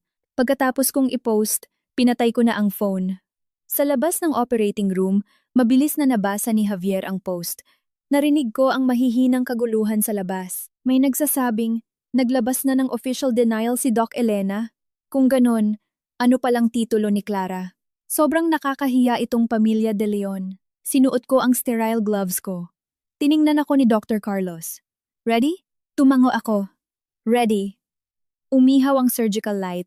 Naglakad ako papunta sa operating table. Sa oras na ito, lahat ng iyakan, awayan, panloloko at kasinungalingan sa labas ay naiwan. Ang kamay ko, nagliligtas ng buhay. Ang puso ko, pinapalaya ang sarili. Ang dalawang bagay na ito, hindi magkasalungat. Inabot ng 8 oras ang operasyon. Sa kalagitnaan, mas malaki ang pagdurugo kaysa sa inaasahan. Ang pader ng ugat ay kasing rupok ng basang papel. Ilang beses nagbabala ang anesthesiologist. Bumilis ang pananalita niya. Bumabagsak ang blood pressure. Unstable circulation. Doc Elena, mahirap ikontrol yung distal end. Hindi ako tumingala. Patch. Agad na iniabot ng scrub nurse ang kailangan ko. Nakatitig ako sa surgical field. Napakakalma ng boses ko. Pati ako naninibago sa sarili ko. Huwag tayong magmadali. I-clamp muna ang proximal. Sumunod ang buong team sa bilis ng kamay ko. Sa loob ng OR, walang Javier, walang Clara, walang kanseladong kasal. Pasyente lang. Makalipas ang 8 oras, tapos na ang huling tahi. Stable na ang vital signs. Basang-basa na ang likod ng scrub suit ko sa pawis. Bumuntong hininga si Dr. Carlos ng malalim. Success. Hinubad ko ang gloves ko. Namamanhid ang mga daliri ko. Ilipat na sa ICU. Huwag tayong pakampante sa susunod na 24 hours. Nang bumukas ang pinto ng OR, tumayo lahat ng tao sa labas. Si Javier ang unang sumugod. Elena, kumusta si Lolo? Napaatras ako ng konti, iniiwasan ang kamay niya. Successful ang operasyon. Imumonitor pa. Nakahinga ng maluwag ang mga De Leon. May umiyak sa tuwa. Nakatayo si Clara sa likod. Halo-halo ang emosyon sa mukha niya. Parang nakahinga ng maluwag, pero mas nangangamba. Dahil alam niya na pagkatapos ng operasyong ito, alam na ng buong angkan kung sino talaga ang pinakamaaasahan sa oras ng gipit. Tiningnan ako ni Javier, paos na paos. Salamat. Tumango ako. Magpasalamat ka sa medical team. Elena, pinutol ko siya. Hindi pa totally safe ang pasyente. Huwag kayong humarang dito. Tumalikod na ako papuntang sink para maghugas ng kamay. Habang inaagusan ng tubig ang mga pulso ko, napansin kong may mga marka ng kuko ang palad ko. Hindi dahil sa takot. Dahil sa sobrang tagal kong nagpipigil. Naghihintay si Bea sa doctor's lounge. Inabutan niya ako ng mainit na kape. Nang makita ang maputla kong mukha, namula ang mga mata niya. Baliw ka talaga. 8 oras yon. Kinuha ko ang kape. Nanginginig pa rin ang kamay ko. Komplikado ang sitwasyon. Binabaan niya ang boses niya. Mas komplikado ang labas. Tiningala ko siya. Inabot niya ang phone niya. Sumabog na ang social media. Unang kumalat na tinakbuhan ko raw ang kasal, tapos umuwi para sagipin ang lolo ng mga De Leon, tapos na i-share ang post ko. Hanggang sa may nag-post ng official record ng kasal ni Javier at Clara sa City Hall. Ang date. 1 araw bago ang grand church wedding namin. Mabilis na nagbago ang ihip ng hangin sa internet. So, pinakasalan ni Javier ang ex niya a day before the wedding, tapos papasuotin si Doc Elena ng wedding gown para sa church rites? Ang kapal. Ang mas malala, agaw buhay ang lolo. Kinailangan pa rin nila yung ex-fiancé. Di ba yung Clara ang legal na asawa? Bakit si Doc Elena ang nagliligtas sa lolo nila? Binasa ko, wala akong naramdaman. Sabi ni Bea. Nagtatago na si Clara. Kinontak ako ng assistant ni Javier. Baka pwede mo raw i-take down yung statement mo. Natawa ako. Bakit hindi siya ang kumausap sa akin? Binlock mo siya ah. Ngumisi rin si Bea. Buti nga sa kanila. Uminom ako ng kape. Mapait, pero nakakagising. Wala pang 10 minuto ang pahinga ko. Nahanap pa rin ako ni Javier. Nakatayo siya sa pinto ng lounge, hindi makapasok. Tumayo si Bea. Sir Javier, doctor's resting area po ito. Nakatingin lang siya sa akin. Gusto ko lang kumausap sandali. Ibinaba ko ang kape. Magsalita ka. Lumunok siya. Pwede bang tanggalin mo muna yung post mo? Kakatapos lang operahan ni Lolo, masyadong mainit ang mga tao, makakasama sa pag-recover niya. Tumingala ako. Ganyan siya palagi. Sa tuwing mag-uutos, laging may ibang taong ginagamit na dahilan. Dati, si Clara. Ngayon, si Lolo. May sinabi ba akong hindi totoo sa post na yon? Tahimik siya. May asawa na ba ako? May fiancé pa ba ako? Bumaba ang boses niya. Wala na. Wala na. Ahem. Natawa ako. Javier, The moment na pumirma ka sa marriage contract na yon kasama ang ibang babae, tapos na tayo. Namutla siya. Hindi ako pumayag na tapos na tayo. Tiningnan ko siya, at bigla akong napagod. Hindi mahalaga kung pumayag ka o hindi. Humakbang siya palapit. Elena, alam kong galit ka. Pero kailangan ng katahimikan ni Lolo. Kailangan din ng oras ng pamilya para ayusin to. Problema na ng pamilya mo yon. Kailangan ba talagang maging ganito kamanhid? Tumayo ako. Pagkatapos ng 8 oras na surgery, pagod na ang katawan ko, pero malinaw na malinaw ang isip ko. Sino ang manhid? Kinuha ko ang cellphone ko at ipinakita sa kanya ang picture ng civil wedding nila. The day before the wedding, pumirma ka kasama ni Clara. Inilipat ko sa text niya. Binigyan ko siya ng titulo. Tuloy ang kasal. Huwag ka nang gumawa ng gulo. Pinilit ba kitang i-text yan? Abo ang kulay ng mukha niya. Nung time na yon, inisip mong magtitiis ako. Inisip mong dahil mahal kita, dahil nirerespeto ko si Lolo, at dahil ayokong mapahiya ang pamilya nyo, hahayaan ko lang nasaksakin mo ang puso ko. Tapos magsusuot pa ako ng wedding gown para pagtakpan ng dugo? Namula ang mga mata ni Javier. Hindi ganon. Itinago ko ang phone ko. Javier, wag mo nang pagandahin ang sarili mo. Ngumisi si Bea nang nakakaloko. Sir Javier, ang dapat mong gawin ngayon, bantayan mo yung bago mong asawa. Tiningnan siya ng masama ni Javier. Kanina sa hallway, habang kinocomfort siya ng mga tita mo, sabi niya, misunderstanding lang lahat, maiintindihan din ako ni Doc Elena. Pinlay ni Bea ang recording sa phone niya. Narinig ang pakawawang boses ni Clara. Hindi ko talaga gustong saktan si Doc Elena, pero hindi napipilit ang pag-ibig. Ako talaga ang mahal ni Javier. Naiintindihan ko kung nagagalit siya ngayon. Pag gumaling si Lolo, hihingi ako ng tawad sa kanya. May nagtanong, paano yung church wedding? Bumulong si Clara. Susundin ko kung anong gusto ni Javier. Basta handang umalis ng maayos si Doc Elena, hindi ako makikipag-away. Tumigil ang recording. Tahimik sa loob ng lounge. Napakasama ng mukha ni Javier. Ako. Natawa. Narinig mo? Mas malinaw pa mag-isip sa'yo ang bago mong asawa. Naikuyom niya ang mga kamao niya. Hindi niya ibig sabihin yan. Napairap si Bea. Ganyan na nga ang sinabi. Ita-translate mo pa para sa kanya? Sir Javier, ang sarap mo talagang lokohin. Hindi siya pinansin ni Javier. Nakatingin lang siya sa akin. Elena, bigyan mo pa ako ng konting oras. Para saan? Para ayusin ang gulo niyo ni Clara? At pagkatapos, aantayin kita? Aantayin mag-divorce kayo? O maanul? Aantayin kitang ibalik ako mula sa ex-fiancé papuntang asawa? Nakita ko ang sakit sa mga mata niya. 10 taon na tayo. Ganun-ganun na lang ba yun para sa'yo? 10 taon. Sa wakas, nabanggit niya rin ang 2 salitang yan. Sayang lang at huli na. Javier, ang 10 taon ay hindi get out of jail free card. Ang 10 taon ay ang napakaraming pagkakataon na ibinigay ko sa'yo para magbago. Nakatayo lang siya doon, parang pinako sa sahig dahil sa sinabi ko. Biglang tumakbo papalapit ang isang ICU nurse. Doc Elena, nagising po sandali si Don Alejandro. Nagiba ang emosyon niya.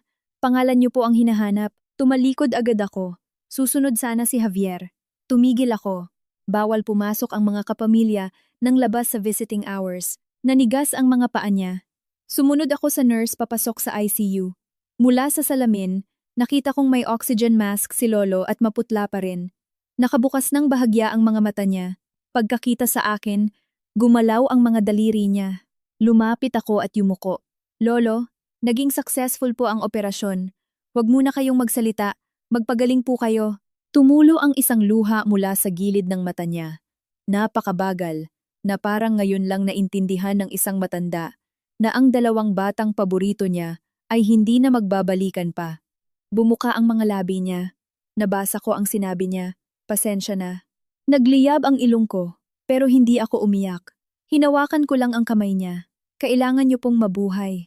Saka na natin pag-usapan ng ibang bagay kapag malakas na kayo. Sa labas ng salamin, nakatingin si Javier. Namumula ng husto ang mga mata niya. Nasa tabi niya si Clara. Mahigpit ang kapit sa palda. Siguro doon niya naintindihan na ang marriage contract ay pwedeng makapagpasok sa kanya sa pamilya De Leon, pero hinding-hindi nito makukuha ang puso ng matanda. At lalong hindi nito mapapalitan ang 3 taon kong walang tulog na pagbabantay sa health records ni Lolo. Sa ikalawang araw ni Don Alejandro, stable na siya. Pero nagkagulo na sa loob ng pamilya De Leon. Gustong pumasok ni Clara sa ICU para bumisita. Hinarang siya ng nurse. Umiyak siya. Ako ang Mrs. De Leon. Sumunod sa protocol ang nurse. Kanino pong immediate family kayo? Hindi makasagot si Clara. Asawa lang siya ni Javier. Hindi siya ang legal na first in line next of kin ni Don Alejandro. Nakapasok siya sa Forbes Park, nakaupo sa pwesto ko, nasuot niya ang esmeraldang pamana. Pero sa patakaran ng ospital, wala siyang kapangyarihan. Mabilis na nakarating ang balita sa mga kamag-anak ng mga De Leon. May mga nagbulungan. Anong silbi ng marriage contract? Sa oras ng gipit, si Elena pa rin ang nagligtas kay Lolo. Nakakahiya itong si Javier. Pag nalaman ni Lolo ang totoo, baka atakehin ulit. Narinig yun ni Clara.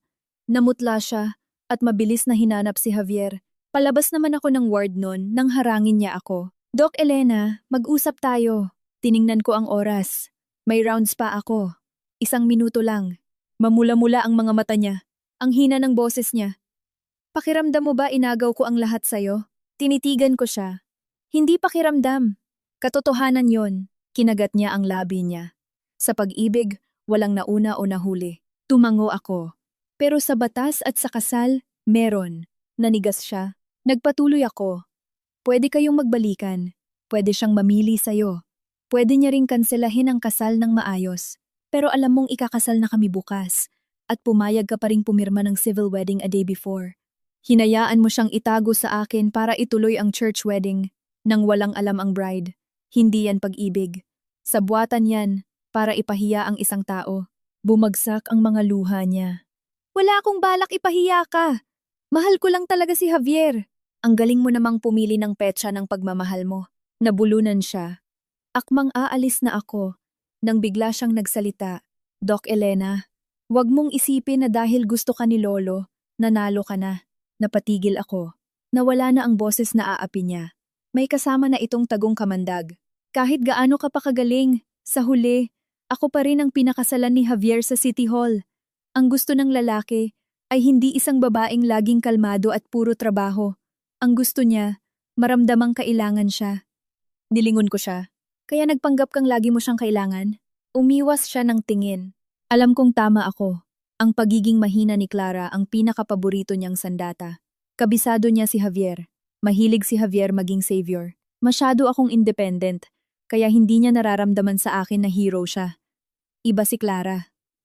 Umiiyak to sa gabi. Sinasabing, kung iiwan mo ko, wala na akong matatakbuhan. Pero ang tao, hindi mabubuhay ng laging isinisagip ng iba. Pag may totoong problema, wala siyang kayang buhatin. Sabi ko, tama ka. Pinili ka niya.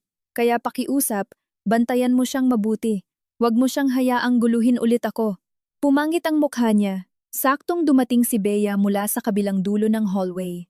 May hawak siyang malaking envelope. Elena, nandito na ang abogado. Bumaling ang tingin ni Clara sa envelope. Anong abogado? Natawa si Bea. May kinalaman ba sa'yo, Mrs. De Leon? Namula at namutla ang mukha ni Clara. Hindi na namin siya pinansin at pumasok na kami sa conference room. Si Ati Cruz ang abogado ko. Inilapag niya ang mga dokumento sa harap ko. Doc Elena, tapos na po ang cancellation of engagement and settlement agreement. Nakalagay po rito ang penalty sa hotel, breach of contract, public clarification ng pangalan ninyo, at pananagutan ng mga De Leon sa paggamit ng identity nyo, kahit alam nilang may nangyaring lihim na kasal. Binasa ko ang mga papel. Pakidagdag, kailangang ibalik ang brotsing esmeralda. Tumango ang abogado. Heirloom po yun ni Don Alejandro na ibinigay as engagement token? Opo, may video at chat records kami. Iniabot ni Bea ang ebidensya. Sa video, mismong si Don Alejandro ang nagkabit ng brotse sa damit ko. Para kay Elena to, sabi niya doon. Walang pwedeng umagaw. Malinaw, sabi ni Atini Cruz. Habang nag-uusap kami, bumukas ang pinto. Nakatayo si Javier. Napunta agad ang tingin niya sa envelope. Tototohanin mo talaga ang demandahan? Tumingala ako. May problema ba? Bakit? Kailangan bang umabot sa ganito? Inilapag ko ang papel. Nung pumirma kayo ni Clara ng kasal, hindi mo ba naisip na aabot tayo sa ganito? Namutla siya. Naramdaman ng abogado ang tensyon. Lalabas muna ako. Tumayo rin si Bea pero nanatili lang siya malapit sa labas ng pinto. Kaming dalawa lang ang naiwan sa loob. Tiningnan niya ako. Pagod ang boses niya. Kagigising lang ni Lolo. Ang ipasok ang mga abogadong to ngayon. Hindi ba masyadong malupit? Natawa ako. 8 oras ko siyang inoperahan. Tapos, ako ang malupit? Ipinikit niya ang mata niya. Hindi yun ang ibig kong sabihin. Ano? Matagal bago siya nakasagot. Gusto ko lang sana humingi ng konti pang oras. Oras na naman. Sawa na ako. Oras? Dati pa kitang binigyan. Inilabas ko ang phone ko at binuksan ang mga lumang text. Nung unang umuwi si Clara sa Pilipinas, sabi niya, kakalapag lang ni Clara, susunduin ko muna. Mauna ka nang matulog. Nung inatake ng ulcer si Clara, walang mag-aalaga sa kanya. Idediretso ko lang sa ospital. Huwag kang mag-isip ng masama. Nung anniversary ng engagement namin, nag-relapse ang tatay ni Clara. Hindi ako makakapunta mamayang gabi. Sa bawat pagkakataon, sinabi niyang huwag mag-isip ng masama. At sa bawat pagkakataon, hindi ako nag-usisa. Itinulak ko ang phone sa harap niya. Javier, hindi ako basta-basta na lang umalis. Dahan-dahan mo akong itinulak papalayo. Tinitigan niya ang mga text. Lalong lumalim ang sakit sa mga mata niya. Akala ko, naiintindihan mo ako. Naintindihan kita ng 10 taon. Ngayon, ayoko na. Tumingala siya. Pati si Lolo? Hindi mo na rin ba siya aalalahanin? Diyan na ako nag-init. Huwag mong gamitin si Lolo para ipitin ako. Totoong mahal ka niya, Elena. Tinitigan ko siya. Kaya nga niligtas ko ang buhay niya. Pero hinding-hindi ako magpapakasal sa'yo dahil lang doon. Parang tinanggalan siya ng lakas. Matagal bago siya nakabulong. Paano kung i-annul ko ang kasal namin ni Clara? Tiningnan ko siya ng kalmado. Problema niyo na yon. Hindi mo na talaga ako bibigyan ng isa pang pagkakataon? Hindi. Namula ang mata niya. Bakit? Ngumiti ako. Dahil hindi ako ang gagawin mong plan B sa tuwing nagkakamali ka. Pagkabagsak ng linyang yon, may biglang nagtalo sa labas ng kwarto. Matining ang boses ni Clara. Hindi ko pinilit si Javier. Siya ang may gustong magpakasal sa akin. Malamig ang sagot ng tita ni Javier. Hindi mo pinilit? Bakit eksaktong isang araw bago ang kasal niya kay Elena kayo nagpa-City Hall? Alam mong ikakasal siya kinabukasan. Tapos nag-post ka pa ng picture ng marriage contract para magparinig. Tingin mo ba sa amin mga bulag? Rinig ang iyak ni Clara. Takot lang kasi akong mawala siya. Dati, proteksyon niya ang linyang yan. Ngayon, hindi na gumagana. Naiwan akong nakatayo, hindi na nakisali. Hindi ko na kailangang makipag-away para saktan sila. Sila-sila na mismo ang nag-aaway. Pumasok si Bea. Elena, nag-slip of the tongue si Clara kanina habang kausap ang mga tita ni Javier. May nakuha ako. Ano? Inabot sa akin ni Bea ang phone niya. Sa recording umiiyak na sumisigaw si Clara. Kung hindi ko siya pinilit na magpakasal sa City Hall, the moment na matapos ang church wedding, magiging pag-aari na siya ni Elena Reyes ng tuluyan. Anong gusto niyong gawin ko? Biglang nanahimik sa loob ng conference room. Namutla si Javier. Tiningnan ko siya. Narinig mo? Akala mo ba kailangan kanyang iligtas? Tumayo ako at kinuha ang folder ng abogado. Mas nauna lang niyang nalaman kung gaano kakadaling mauto kaysa sa akin. Nang mag-slip of the tongue si Clara, nagbago ang tingin sa kanya ng buong angkan ng mga De Leon. Dati naawa sila. Dati feeling nila kasalanan ko dahil masyadong matigas ako. Pero nung narinig nila mismo kay Clara na planado ang City Hall wedding the day before the grand wedding, naging pandidiri na ang lahat ng awa. Na-realize ng mga kamag-anak, muntik na nilang mawala ang nag-iisang doktor na nakapagligtas kay Don Alejandro dahil lang sa kapritso ng isang pabiktima. Pagsapit ng hapon, medyo nagka-fluctuation ang kondisyon ni Lolo. Pumasok ulit kami ni Dr. Carlos Saiseu. Panggabi na nang makalabas ako. Nakatayo pa rin si Javier sa pinto. Hindi na siya lumapit agad. Mahina na lang siyang nagtanong. Kamusta si Lolo? Stable na? Dadaan na sana ako sa gilid niya. Pero bigla siyang nagsalita sa likuran ko. Elena? Mali ako. Hinintay ko ang mga salitang to ng maraming taon. Pero ngayong nandito na, wala na akong pakialam. Huminto ako pero hindi ko siya nilingon. Sabi niya, hindi sana ako pumirma sa City Hall. Hindi ko sana itinago sa'yo. Hindi ko sana inisip na laging nandyan ka lang para sa akin. Humarap ako. Tapos, tiningnan niya ako ng may luhang mga mata. Hihingi ako ng annulment kay Clara. Kalmado akong nagtanong. Tapos, humigpit ang lalamunan niya. Tapos, magsisimula tayo ulit. Natawa ako. Parang tinusok ng tawa ko ang mukha niya, kaya namutla siya. Anong nakakatawa? Hanggang ngayon, tingin mo talaga kapag na-dispose mo na si Clara, babalik pa rin ako sa'yo? Hindi yun ang ibig kong sabihin. Alam kong nagkamali ako. Ang pag-amin ng mali ay hindi nangangahulugang may karapatan ka ng patawarin. Namatay ang ilaw sa mga mata niya. Nagpatuloy ako. Yung nangyari sa City Hall, hindi yun isang aksidente. Resulta yun ng matagal mo ng mga desisyon. Isa-isa kong inilista ang mga luma naming problema. Nung nagkatrangkaso ako nung night shift ko, sinamahan mo siyang mag-therapy sa psychiatrist niya.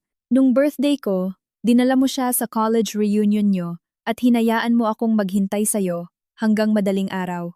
Nung inaayos ko ang medical plan ni Lolo, sinabi mo na malubha ang sakit ng tatay niya at kailangan ko siyang ihanap ng espesyalista. Sa bawat pagkakataon, pinilit mo akong intindihin ka. Javier, hindi mo lang ako biglang trinaydor. Matagal mo na akong ginawang second choice sa puso mo. Ako lang itong ayaw umamin noon. Hindi siya makapagsalita. Ang maputlang ilaw ng ospital ay nakatutok sa kanya. Mukha siyang nagsisisi, pero huli na.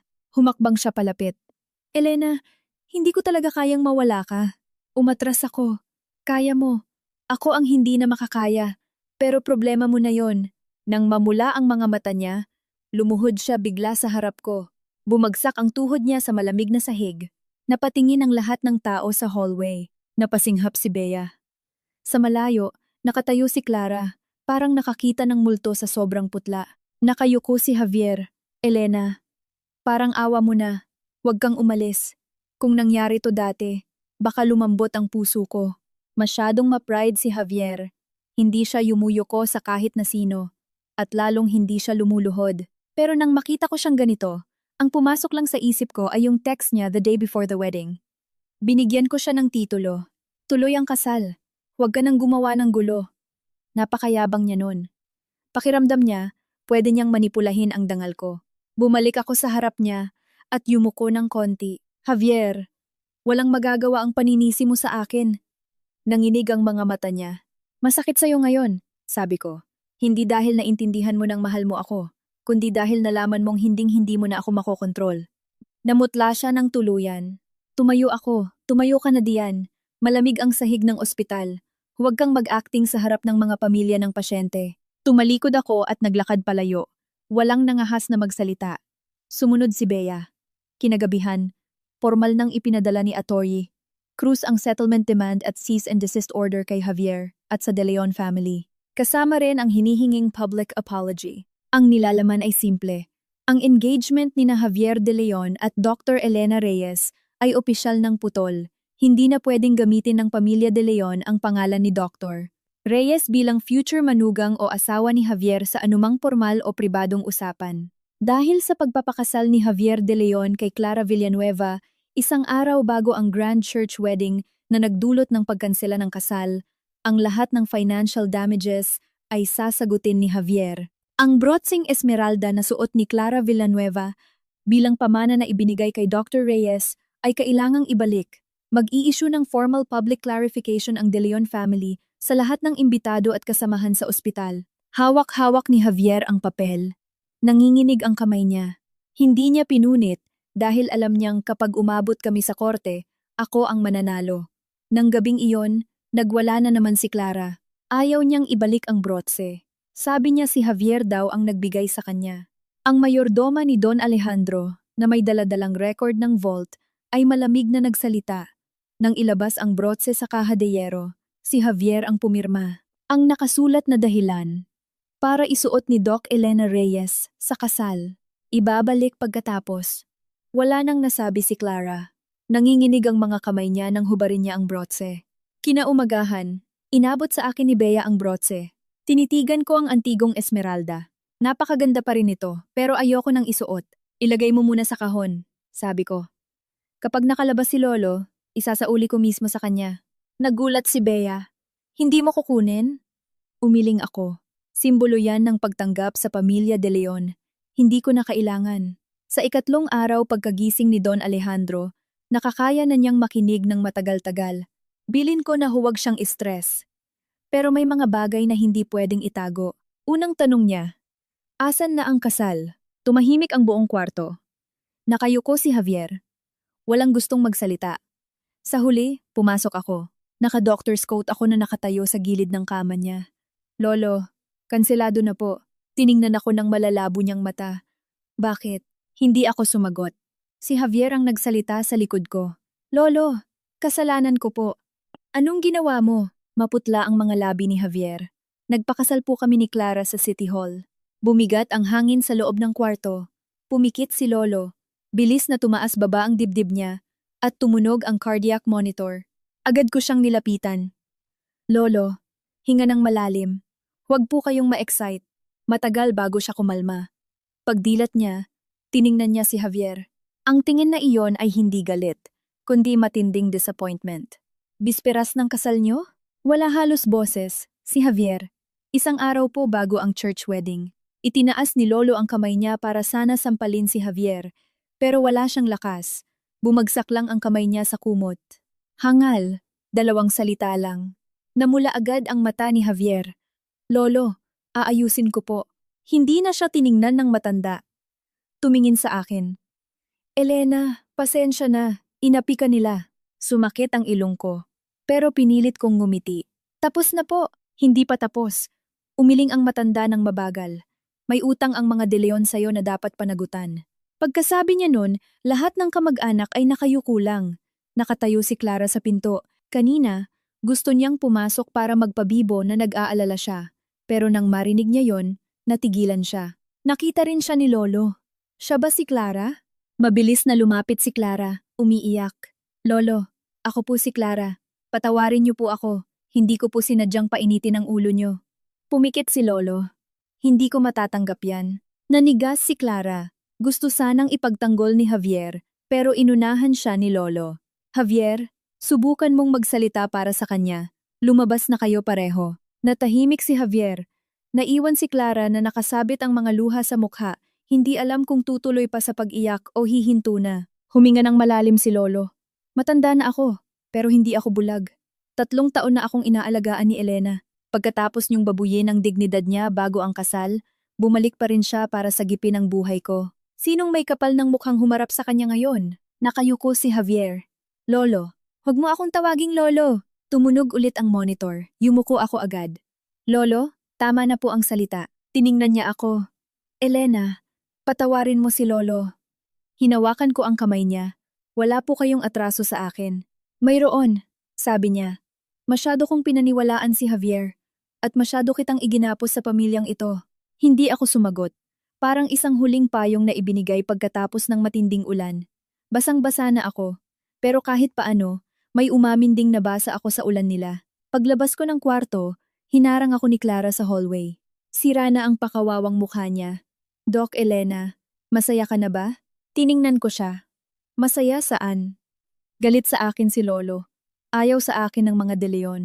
Pati si Javier sinisisi ako. Masaya ka na ba? Nakakatawa. Ako ba ang nag-utos sa iyong pumirma sa City Hall the day before the wedding? Nagngit-ngit siya. Kung hindi mo sana inukupa ang pwesto bilang fiancé ni Javier, kailangan ko bang gawin yon? Saktong dumaan si Bea at natawa ng malakas. Clara, ikaw na nga ang nang-agaw ng fiancé. Ikaw pa ang may ganang magpanggap na biktima? Pinandilatan siya ni Clara. Away namin to ni Elena. Hindi, sabi ko.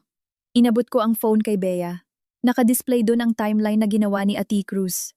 Unang araw mong umuwi, sinundo ka ni Javier sa airport.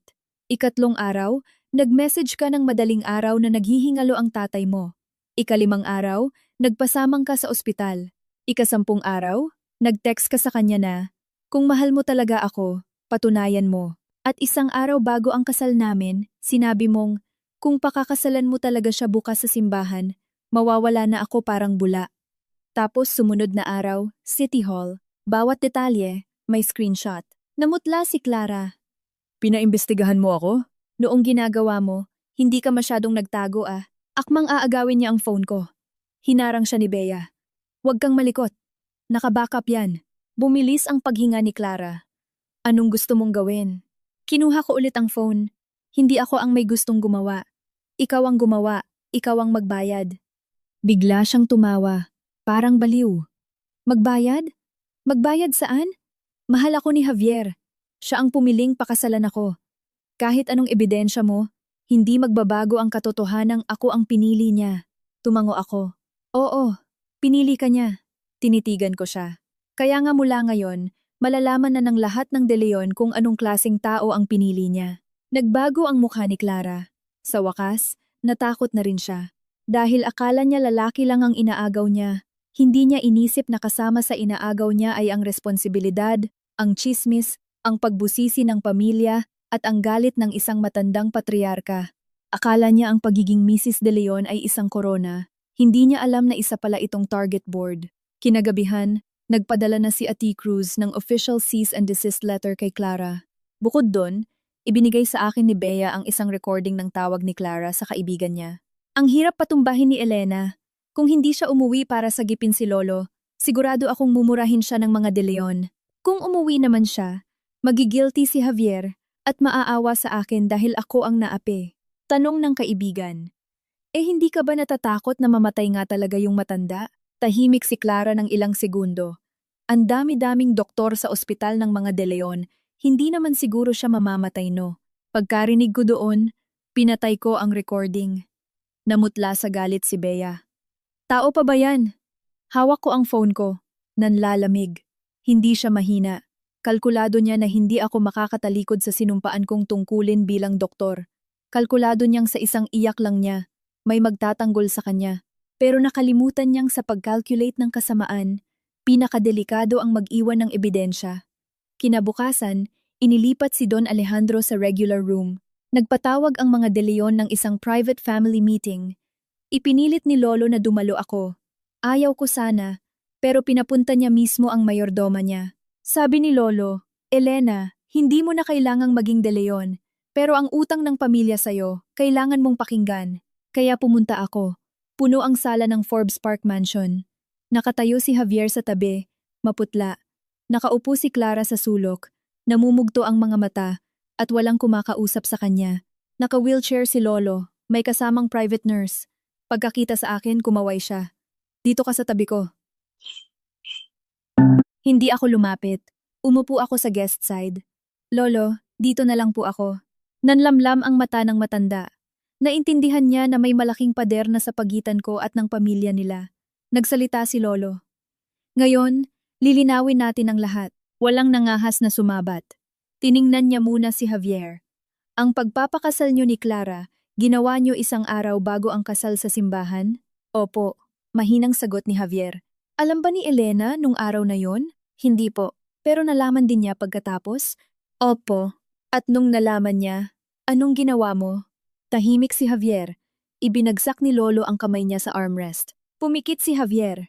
Sinabi ko po sa kanya na tuloy ang kasal bukas. Umalingaw-ngaw ang gulat ng buong pamilya. Dati akala nila na cancel lang ang kasal dahil nalaman ko ang civil wedding.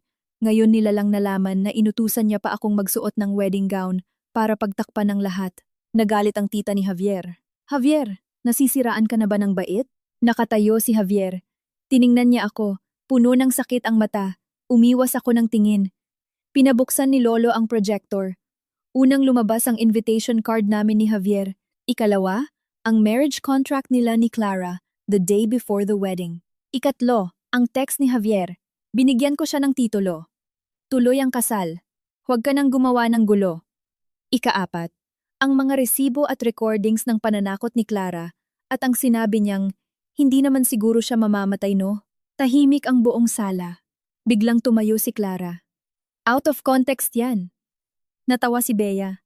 Gusto mo bang i-play ko mula sa simula? Namutla si Clara. Lumingon sa kanya si Javier. Sa kauna-unahang pagkakataon, sobrang lamig ng tingin niya sa asawa niya. Sinabi mo yon? Nataranta si Clara. Javier, natakot lang talaga ako. Hindi ko ibig sabihin yon. Tinanong mo kung mamatay ba talaga siya? Nanginginig na ang boses ni Javier. Lolo ko yon. Umiyak si Clara. Javier, sorry, nagkamali ako. Pero hindi siya niyakap ni Javier. Nakatingin lang siya na parang isang estranghero. Nagsalita si Lolo. Javier, ikaw ang pumili, kaya ikaw ang umayos niyan. Pumikit si Javier. Magpa-file po ako ng annulment. Napasigaw si Clara. Hindi ako papayag! Tiningnan siya ni Javier, edi magkita tayo sa korte. Hindi makapaniwala si Clara. Gagawin mo to sa akin? Dahil kay Elena Reyes? Hindi dahil sa kanya. Paos na sagot ni Javier. Dahil naintindihan kong maling tao ang pinakasalan ko. Wala akong naramdaman nang marinig ko yun. Maling tao. Parang nagkamali lang siya ng nilikuan. Habang ako, muntik na niyang ibaon sa pagkakalingat niyang yon. Sa huli, inanunsyo ni Lolo. Sususpindihin si Javier mula sa lahat ng core business ng De Leon Group for 1 year. Aalisin siya sa posisyon niya sa De Leon Medical Foundation. Hindi na pwedeng i-represent ni Clara ang mga De Leon sa anumang public function. At ibibigay lahat ng hinihinging compensation at public apology ng abogado ko. Bago matapos, tumingin sa akin si Lolo. Elena, hindi ko masasabing bayad na ang utang ng pamilya sa'yo. Pero sa harap nilang lahat, sinubukan niyang tumayo. Agad akong tumayo. Lolo, wag po. Pinilit niya pa rin na yumuko ng bahagya. Patawad. Lahat ng tao sa loob ay napayuko rin. Hindi ako umiyak. Hindi ko rin naramdamang nanalo ako. Tahimik ko lang tinanggap ang apology dahil nararapat lang iyon para sa akin. Pagkatapos ng meeting, lumabas na ako. Sumunod si Javier. Malakas ang hangin sa labas ng mansyon. Elena, huminto ako. May kailangan ka pa? Nakatayo siya sa harap ko. Pulang-pula ang mata, kung wala sanang marriage contract. Kung hindi ako nagkamali, kasal na ba sana tayo ngayon? Tiningnan ko siya. Walang kung. Gusto ko lang malaman, kahit walang Clara sa mundo, aabot pa rin tayo dito. Natigilan siya. Pinaaga lang ni Clara ang pag-expose sa totoong problema mo. Namutla siya. Ang problema mo, inilalagay mo ako lagi sa pinakahuli. Tapos ine-expect mong mag-aantay lang ako. Sabi ko, Javier, hindi ako aalis dahil kay Clara. Aalis ako dahil sa'yo. Namatay ng tuluyan ang pag-asa sa mga mata niya. Sumakay na ako sa kotse. Ngayon, hindi na siya humabol. Hindi na save ni Clara ang kasal niya. Umiyak siya. Nag-iskandalo sa tapat ng ospital para abangan si Javier. Pero hindi na lumambot si Javier. Hindi dahil biglang naging mabait si Javier, kundi dahil tinamaan din siya mismo ng consequence. Nawalan siya ng pwesto sa foundation. Nawala ang tiwala ng lolo, nagbago ang tingin sa kanya ng pamilya. Maging ang tatay niya sinabihan siyang, hindi ka martyr sa pag-ibig, sadyang tanga ka lang. Mula sa pagiging first love, naging pinakamalaking pagkakamali si Clara. Nang mag-start na ang legal proceedings nila para sa annulment, tinawagan ako ni Clara. Blinok ko siya pero gumamit siya ng ibang number. Kaya napilitan siyang mag-text. Elena Reyes, nanalo ka. Tinitigan ko ang text niya at natawa sa kabaduyan. Nireplyan ko siya, wala namang nagturing sa'yo na kalaban. Hindi na siya nagreply. Sinubukan pa niyang baligtarin ang balita online at palabasing ako ang nang-agaw, pero nilabas ng mga netizens ang timeline at napahiya siya ng tuluyan. Si Javier, madalas magpakita sa ospital, hindi nang gugulo, nag-aantay lang. Minsan may dalang pagkain, minsan may dalang jacket. Wala akong tinanggap. Hindi ko na kailangan yan ngayon. Sa huli, wala na siyang dinadala. Nakatayo na lang sa parking lot, may luhang nagsabing, hindi ko na alam kung anong gagawin ko. Eh di wag kang gumawa ng kahit ano, sabi ko. Ang pagbawi na huli na sa oras ay magiging pabigat na lang sa taong hinihingian mo ng tawad. Nang ma-discharge si Don Alejandro, inihatid ko siya palabas. May inabot siyang sulat sa akin. Basahin mo na lang sa bahay. Tumango ako. Lolo, magpagaling kayo. Naluha ang matanda. Huwag mo kaming kakalimutan. Pero huwag ka na ring magpapaloko sa mga taong sinasabing, mahal ka nila, pero hindi ikaw ang pinipili. Nang makabalik ako sa opisina ko, binasa ko ang sulat. Sabi ni Lolo, ibinalik niya ang brotseng Esmeralda sa vault. Kapag dumating ang araw na gusto ko itong kunin, sa akin ito. Kapag hindi, naiintindihan niya. Ang huling linya, Elena Apo, naway maging Elena Reyes ka lang, at hindi fallback o backup plan ng kahit na sino. Tiniklop ko ang sulat at itinago sa drawer. Makalipas ang kalahating buwan, nakuha ko ang fellowship offer mula sa isang sikat na ospital sa Europe. Matagal ko na itong gusto. Pero dahil kay Javier at sa De Leon family, laging nade-delay. Ngayon, wala nang pumipigil sa akin. Isang araw bago ako umalis ng Pilipinas, hinanap ako ni Javier sa rooftop ng ospital. Kakatapos ko lang mag-opera. Narinig ko, aalis ka raw. Oh. Gaano katagal? 1 taon pataas. Bumaba ang tingin niya. Babalik ka pa ba? Depende sa project. Tumango-tango siya. Pinipilit niyang maging kalmado. Aaprubahan na raw yung annulment namin. Congrats, sabi ko. Ngumiti siya ng mapait. Wala ka na talagang pakialam, no? Tumingin ako sa malayo. Nagkaroon. Nasabik ang lalamunan niya. Ngayon ko lang naintindihan. Dahil alam kong mahal mo ako, masyado kitang inabuso. Hindi ako sumagot. Akala ko hindi ka aalis. Akala ko lagi kang kalmado, palaging iniisip ang reputasyon natin. Akala ko, basta't lumingon ako, andun ka pa rin. Umihip ang hangin, kaya nga umalis na ako. Namula ang mata niya. Pwede mo ba akong bigyan ng isa pang pagkakataon? Tiningnan ko siya. Napakapayat na niya. Ang dating mayabang na lalaking sigurado laging magpapaparaya ako, ngayon ay nagmamakaawa. Wala akong naramdamang paghihiganti. Wala rin akong nararamdamang pagmamahal. Malinaw lang sa akin na ayoko na sa kanya. Hindi. Pumikit siya. Bakit? Dahil hindi na kita mahal. Napakakalma ng pagkakasabi ko. Walang galit, walang sumbat. Pero parang sinaksak si Javier. Tuluyan nang tumulo ang mga luha niya. Elena. Javier, baka may makilala kang ibabalang araw. Kapag nangyari iyon, huwag mong gamiting dahilan ang pag-intindi niya para saktan siya. Paos na tanong niya. Paano ka? Ngumiti ako. Magiging masaya ako. Tumalikod ako at bumaba ng rooftop. Hindi na siya sumunod. Kinabukasan, lumipad ako pa Europe. Bago mag-take off, nag-message si Bea. Mag-text kapag landing. Huwag kang marupok ah. Nag-reply ako. Hindi na. Bago ko i-airplane mode ang phone ko, pumasok ang huling mensahe ni Javier. Sorry. At be free. Tiningnan ko ito sandali at hindi na nag-reply. Sa labas ng bintana ng eroplano, nakapasok ang sikat ng araw sa mga ulap. Bigla kong naalala ang gabi bago ang kasal, habang hinuhubad ko ang engagement ring ko sa malamig na fitting room. Akala ko noon, kasal lang ang nawala sa akin. Ngayon ko lang naintindihan, ang nawala sa akin ay ang relasyong pumapatay sa pagkatao ko. Ang nakuha ko naman ay ang pagkakataong maging sarili ko ulit. Ang mga kamay ko, nagligtas ng buhay ni Lolo. Ang mga kamay ko rin ang mismong bumitaw kay Javier. At sa dalawang bagay na yon, wala akong pinagsisihan.